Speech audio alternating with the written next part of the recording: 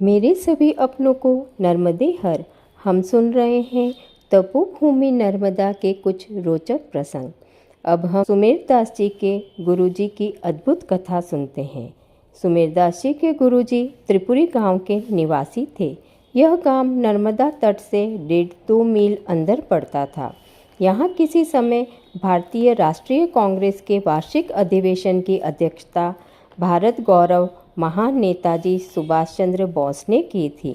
गुरुजी का नाम भीष्मदास था। खेती बाड़ी उनकी जीविका का साधन था, जो गुरुजी का इकलौता बेटा भीमदास करता था, क्योंकि गुरुजी चलने में असमर्थ लंगड़े थे। एक बार उनका बेटा तिलवाड़ा घाट शिवरात्रि के मेले में गया, मगर वहां से वापस नहीं लौटा। एक पड़ोसी ने सुबह आकर खबर दी कि नर्मदा के ऊपर बने पुल से पांव फिसलकर भीमदास नर्मदा के गहरे जल में गिरा। किसी ने उसे ऊपर आते नहीं देखा। यह समाचार सुन भीष्मदास पागल हो गए। भीमा भीमा पुकारते बदहवास नर्मदा तट पर पहुँचे और पानी में छलांग लगा दी। लोगों ने दौड़कर उन्हें बचा लिया।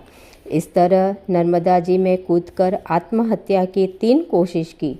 तीनों बार उन्हें लोगों ने बचा लिया।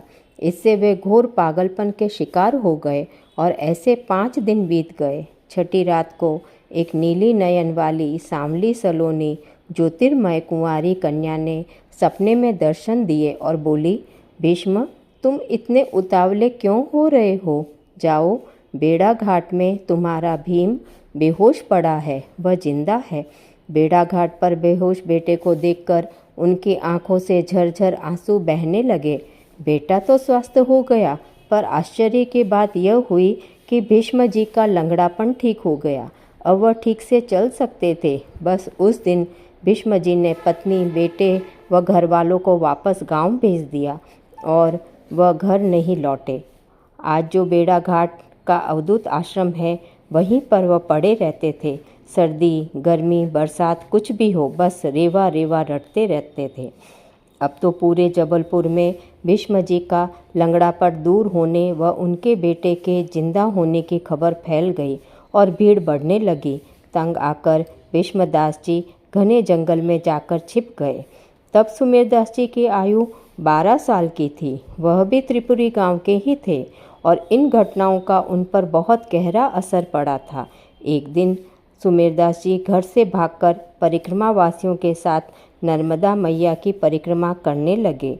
वहीं मंडला के घने जंगलों में भीष्मदास जी से मुलाकात हुई और बस वह उनके दास बन गए। अगले दिन सुमेरदास जी व घोषाल जी वापस आश्रम आ गए।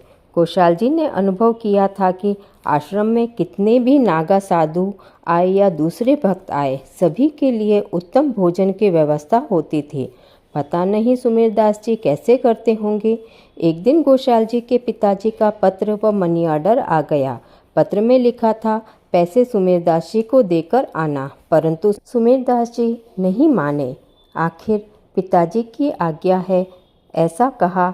तब अपने एक शिष्य नागा साधु को कहा, तुम्हारे पास रख लो, कभी साधु आए तब सेवा में लगा देना। बहुत दिनों बाद घोषाल जी ने वापस घर जाने की अनुमति मांगी। सुमेरदास जी स्वयं अपने एक शिष्य के साथ उन्हें प्लेटफॉर्म पर छोड़ने आए।